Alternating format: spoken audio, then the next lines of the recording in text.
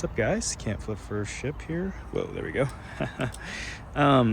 So I was starving for video ideas today, and then I got a comment by Flipping Awesome Ballad Songs, who was basically saying, hey, it was on my marriage post, and it was like, congrats, man, me still scared to ask out my crush.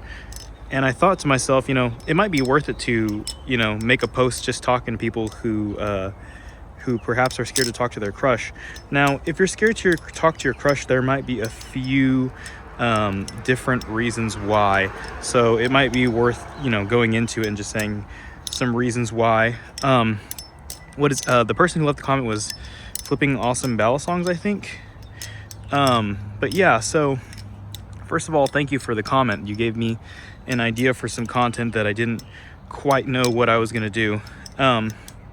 And so basically, a lot of people will develop a crush on someone, and in some sense, the crush is purely, based on physical attraction, which is fine. There's nothing wrong with that. But the problem is that you don't really know that person, right? And so when it comes time to have a conversation with them, you don't know what to talk about. I'm not saying this is everyone, but it certainly is some of you. And there's not even anything particularly wrong with that. It's just simply the fact that you don't, there's nothing for you to relate to that other person with. And so, the first foremost prerequisite to, having a crush or making, a big thing about your crush is possibly getting to know that person in some real capacity.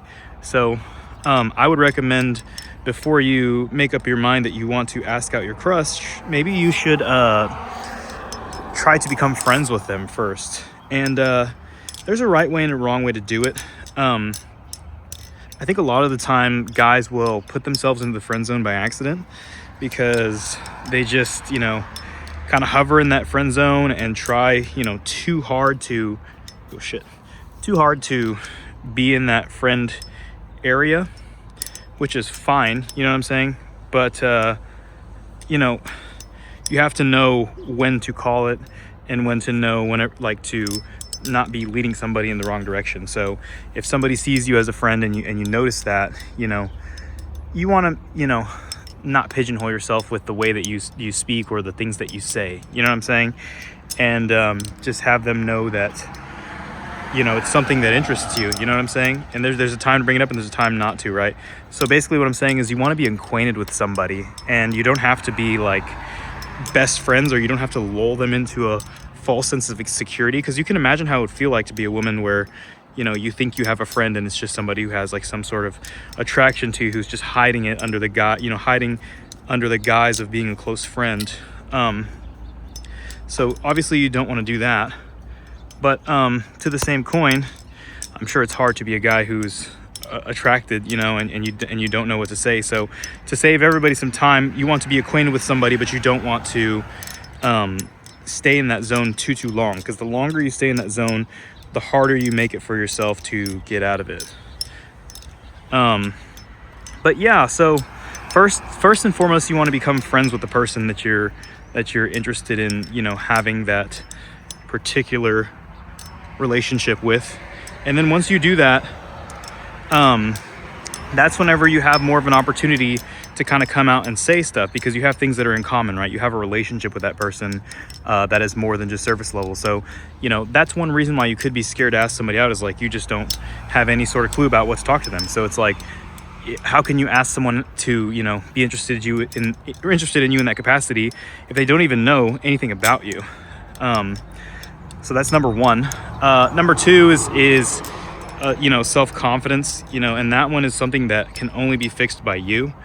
And I don't mean fixed in the sense that, like, if you have low self-confidence, it's a problem. It is a problem, but it's one of those things where it's like, it's not your fault. So you just have to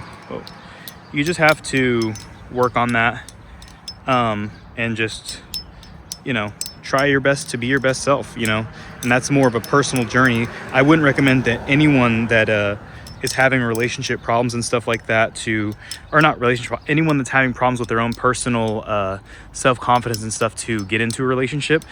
you don't have to have a perfect relationship with your self-confidence to get into a relationship, but I'm just saying that if you don't have great self-confidence, it's not necessarily it's not necessarily a great position to be in for a relationship, because you're going to need to have confidence in yourself at times, and you're going to need to believe in yourself and know your own worth, because you can get into bad situations if you don't. So yeah, and then the the other factor, the third thing, is like just fear of the unknown and of taking risks. So if you've never been a big risk taker and you never really do anything all that crazy, this might feel like the the most insane thing that you've ever done. And if that's the case, sorry, I had to lock in for that trick. If that's the case, I would probably, if I was you, I would practice a little bit more of doing things that you're uncomfortable with, so that whenever the time comes and you need to, you can feel more comfortable taking risks, because it is a risk, right? And you need to feel comfortable doing those things. And then the last thing is like socializing. So social interactions that have a possibility to be a little bit weird, they come with practice. So if I was to go out to a coffee shop right now and talk to a stranger, oh shit, I wouldn't really have a problem doing that. But at times whenever I have not spent a lot of time talking to strangers, I will randomly get like bad at doing it. And so that's one of those things where you just have to practice, and you just have to try your best to do things that are a little bit out of your comfort area, because the more you socialize, it's like a muscle, the better you get at it. And you're not going to feel confident in an interaction that requires like a high level of social intelligence and acuity whenever you just never practice. So if you can't go out and talk to a stranger and say, hey, what kind of cup of coffee you want, or just have a conversation about the weather, how are you going to talk to your crush, which is a lot more high stakes of a situation, and have like a perfect conversation? Because you want to be slick, right? Nobody wants to be like a loser or have like a terrible interaction, right? You want to have like a slick interaction. You want to be sharp, you want to be funny, and that's just not going to happen if you just never socialize. So to kind of like give the rundown, it's like you got to socialize, you got to have a little bit of self-confidence, you have to have a prior relationship with this person.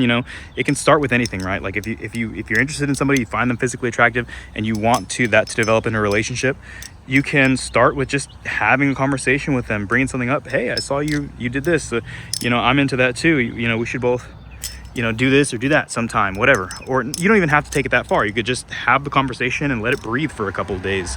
You know what I mean? And that can already get you kicked off, right? But yeah, so those are just a few things, guys.